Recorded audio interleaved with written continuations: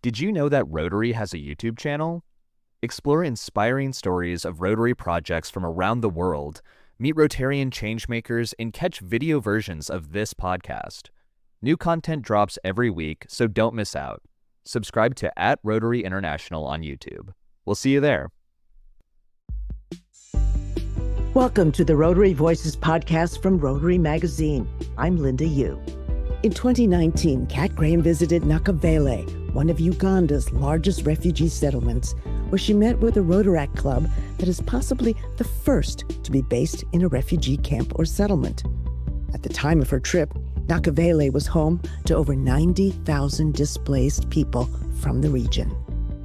Kat was traveling with Rotary International, representing the organization as an ambassador and meeting the people who benefit from and participate in Rotary's work there.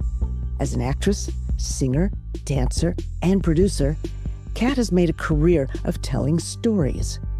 Her advocacy work is no different, as she highlights the experiences of people pushed to the periphery and empowers them to make their voices heard.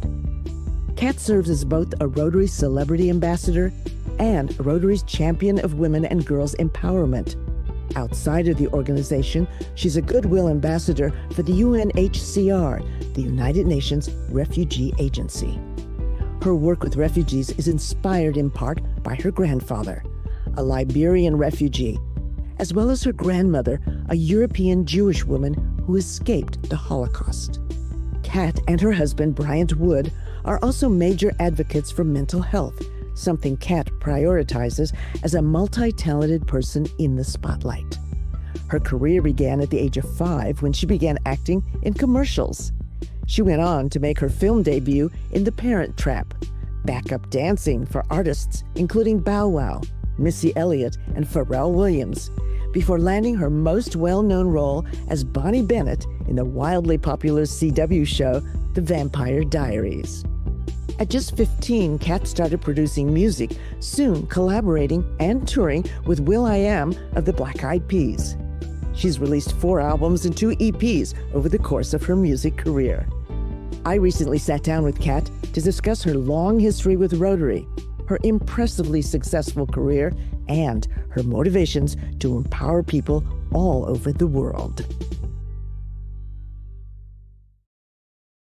So obviously the very, very first question is, what drew you to Rotary? Oh, there's so many reasons to love Rotary. I think the mentality that every person can make a difference and creating a network of support for each other that benefits the world is really my philosophy. A lot of people feel very powerless, or they feel limited to their circumstances, their finances, their environments. And what Rotary does really beautifully is it really empowers everyone. When I think of the stuff that I've done with Rotary, or when I went with Rotary to Uganda and I'm meeting the first Rotarians that built a Rotary Club out of a refugee camp, there's a lot of very active, boots on the ground people that are getting to work. So I just felt that it was a perfect fit. Nobody can empower you like a Rotarian, you know what I mean? So talk about going to Uganda and to that refugee settlement, and what was formed within the refugee camp was a Rotaract club, right? That That's was right. at Nakivale. Yeah. So talk to me about that experience for you. Well, it was one of the first trips I took with Rotary. What was really important was not just that we went, but the narrative that we brought with us and that we shared with the world, right? A lot of what I do at Rotary has always been about female empowerment. Like, regardless of your circumstances, you can make the world better. And I always use my peeps at Rotary, and they use me to try and okay, how do we tackle these issues? It's just, you'd be surprised at how many different things you can do within Rotary. And when people are like, well, how do I get involved? It's like, well, you have to know in your heart what you want to build for the world, for your community or for yourself. It's not one size fits all. You can literally find any and everything in Rotary for something that you're passionate about, whether it's animals or the environment, women's health, man's health, men's education, like you name it and it's there. Now, between your acting, your music, your writing, your career's going full blast, and yet you take the time to serve as a celebrity ambassador for Rotary, as well as Rotary's champion of women and girls empowerment. You're also a goodwill ambassador for the UN Refugee Agency. So what motivates you to commit to these roles despite your busy, busy career? Well, it's part of my understanding of what I'm supposed to do while I'm here.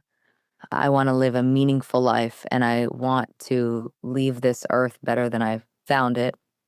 And also, there's so much work to be done. I mean, listen, I hope that through music and through my films and my work as these characters, I can support a lot of healing and the emotional life of my audience. But I also need to get to work and be boots on the ground. And I need to show this vast audience how they can also feel empowered to make this world better with the issues that we are having around the world as it relates to the refugee crisis, as it relates to women's rights. This is not the time that we can slow down or go quiet, and we have to be really strong and diligent in how we tackle these things and come at them from the right way with the right teams, with the right people, with the right support so that people are not suffering. And this idea that we're not connected, that, oh, it's happening in China, it's not going to affect what happens in Africa. Oh, it's happening in Eastern Europe, it's not going to affect what's happening in Miami. I've seen that the wheat shortages that happened because of the war in Ukraine affect the farmers in South Sudan. I've literally physically seen it. And the reality is that what affects one part of the world will eventually affect all of us. Injustice to one is injustice to all of us. And we are all responsible for each other as a human race, regardless of our race or our sex or our religion. We owe it to each other as a human race to protect each other. This is a global community. The issue is that people don't view it as a community, but there's people in this world, young and old, that I believe don't have that attitude, that are like, I'm going to make a difference. I can make a difference. Looking into your family's history, I understand you have refugees and immigrants in your family. Is that what kind of inspired you to become an ambassador for the UN Refugee Agency? When you have refugees on both sides of your family, the stories that they tell you, right? Like when my grandmother was hiding under the stairs when Nazis were storming to haul her off to a concentration camp, or my father's side of the family telling me that they were jumping out of windows while their house was set on fire, and they were dealing with the coup in Liberia during the Charles Taylor regime. So I have the privilege and the responsibility to them to make sure that their voices are heard and then they're not silenced in the noise of entertainment, right? I don't want to be part of the noise. I want to be a part of the solution. And it's so easy for what I do for a living to be used as a distraction from what's actually happening in the world. But the goal is to help tell stories of people that have had to fight for their life and fight for justice to be served and believe in themselves. And I'm hoping that I'm playing those characters, and any sort of space that I'm not attacking, I can do as me, as Katerina. I can do it as that, as best as I can. Now, an important part of this podcast is also going to be looking into your life and your career. So let's talk about that a little bit. How did you get started? You were a little tiny girl. How did it, like Zoom became who you are today? When my parents got divorced, I think I was like 4 or 5. My mom moved us in with my grandma, and my grandma helped raise me. And I started acting pretty much immediately. I was doing like commercials and Disney and like little things. And then I did like guest star spots, the ones that everyone does, like CSI and Malcolm in the Middle and Lizzie McGuire and all the Disney stuff, whatever I can get my paws on. And then I was backup dancing simultaneously for I've danced for Pharrell and Gwen Stefani, Missy Elliott. I was like doing the Fanta campaigns. And then I booked Vampire Diaries, which was, I would say, the thing that launched my career. And that was in 2009. And then simultaneously, I would do other films. And then when the show ended, I ended up being a part of the Strong Black Lead campaign with Netflix. So I did about like 3 or 4 or 5 films with them. Got into like everything from being the first Black April O'Neil on Ninja Turtles to trying to survive the end of the world and how it ends, playing Morgan Freeman's daughter and Poison Rose with John Travolta to dropping albums, right? So I'd worked with Babyface and Prince and all of these really incredible people. And I just have been consistently putting out projects, I would say, since then. So, of all of the roles that you've played, is there one that just stands out because it meant so much, either for some personal reason or because of, the performance they got out of you or the message that you feel you were able to carry? What role was most important to you? I know the role that is most important to my audience, which was for 8 years, was Bonnie, but I would say the character that I really loved the most was I was in a film called Cutthroat City. We shot it in the Ninth Ward, and the film takes place right after the Hurricane Katrina aftermath, where FEMA had dropped the ball and not supported the community. Having actually shot it in the Ninth Ward and seeing that a lot of the community still didn't even have, I think we shot it in 2019, still didn't even have access to electricity. Some houses didn't even have running water. Being like, okay, these are the kinds of things I should and expect myself to be doing. I love thrillers, I love rom-coms, I love all of those things, and I will find my way forward in them. But to be able to play a character that's rooted in real history so that we can grow from it, so that we can hold people accountable, I think that was my favorite film that I've done. It really made me feel like I was in purpose, for sure. Let's apply that to your music too. All right. So your music it's always been a part of your life, but now you're able to put out your own music, your own message. So what's the most important thing for you about that? What's in your music and what's the most important thing that you've put together? I'm grateful that you're asking that question, and I kind of have this moment where I'm like, I'm grateful about the new project that I'm doing, Pele, which is named after the tribe that my family is from, which is, I think, one of the largest, if not the biggest tribe in Liberia, called One World, One Song. And I'm about 8 songs in on it. And it's an album where I'm pairing activists with artists, but it's an international album. So each song represents a different country. I've got one song for Asia. I've got a song for France. I've got a song for Africa. I've got a song for the US. I've got a song for the Northern Triangle. So that's been the first time actually in my history in music where I'm in full alignment with what I'm supposed to be doing. I love the music that I've done before. I'm re-releasing Toro Gato, which is kind of like a trip hop kind of vibe. It's like if you like Massive Attack or Portishead, or FK Twigs, it's kind of like that vibe. But I've done everything from dance pop to R&B, and I've had a really good time with it. But it's not enough for me to create art for art's sake at this point with everything that's happening in the world. And Nina Simone always said that the best artists represent the times. So that's where I'm at. I've just been kind of putting out everything. I put out the Revenge EP and putting out a song called If I Run for the soundtrack of the film that is coming out. And then I have to re-release Toro Gato. So I do have a couple other lifts before my humanitarian world album comes out, but Good. I am focused on Pele right now.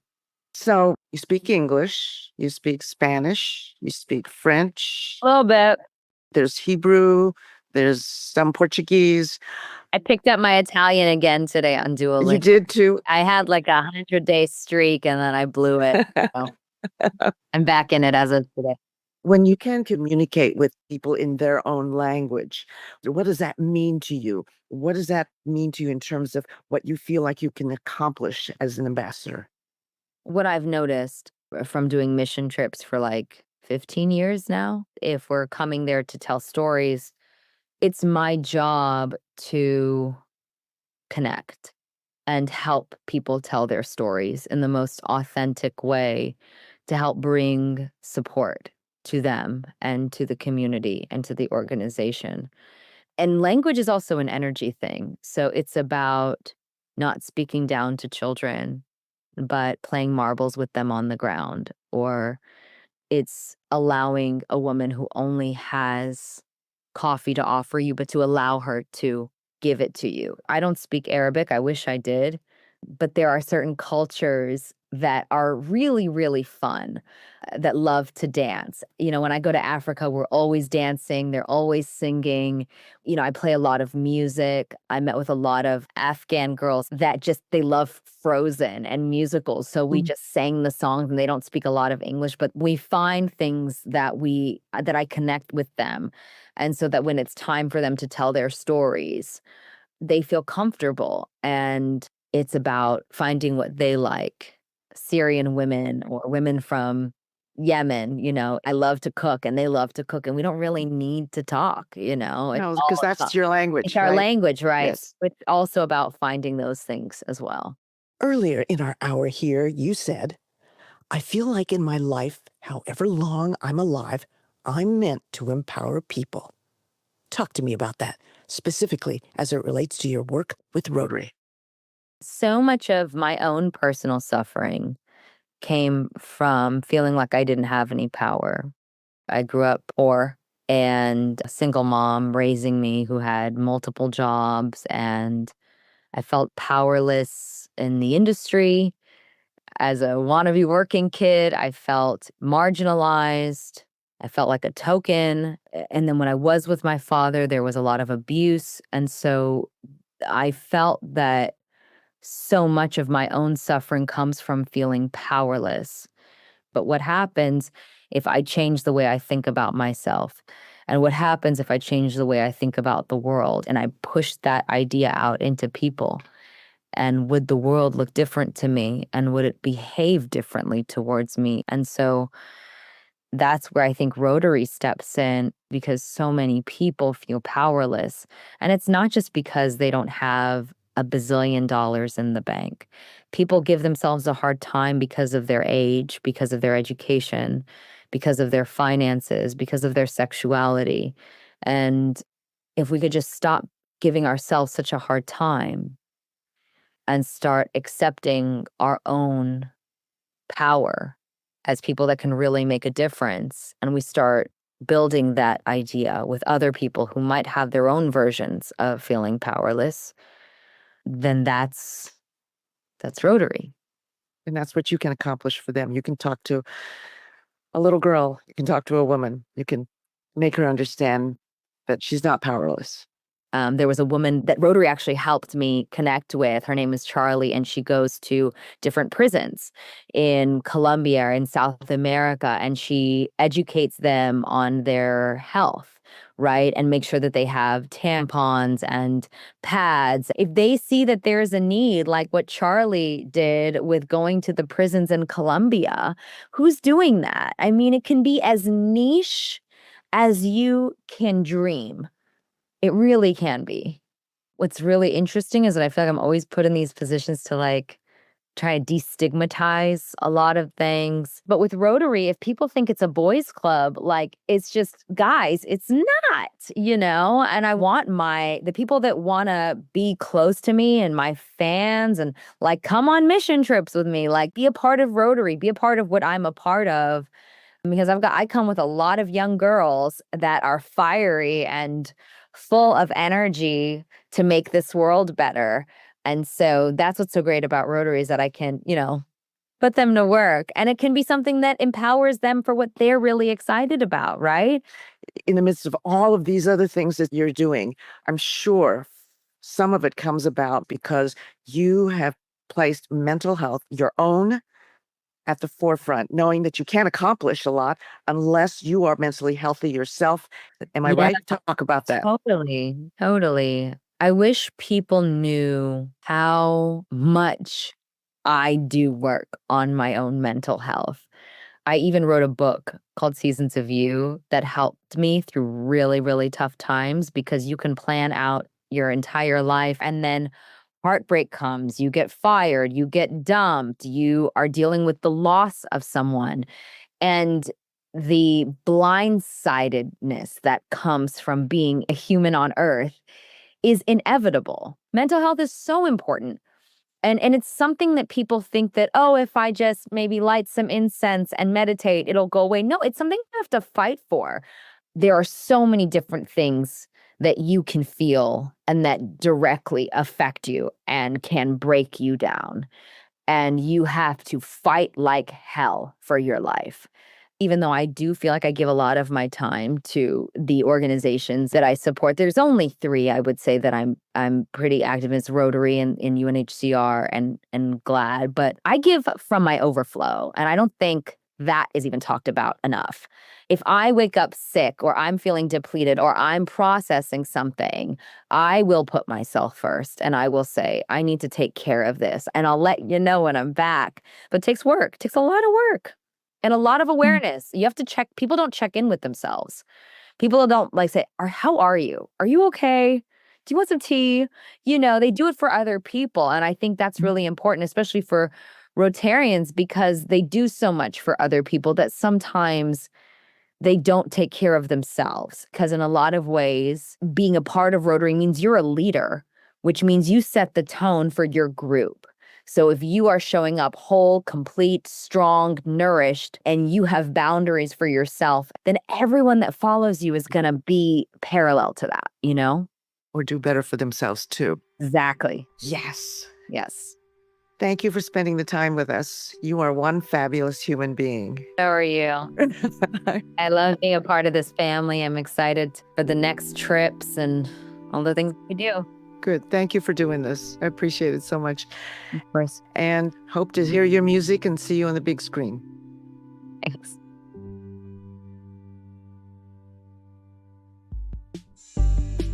This episode of the Rotary Voices podcast was produced by J.P. Swenson and edited by Wen Huang.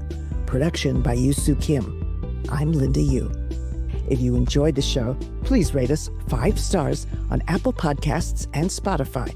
And share it with your friends.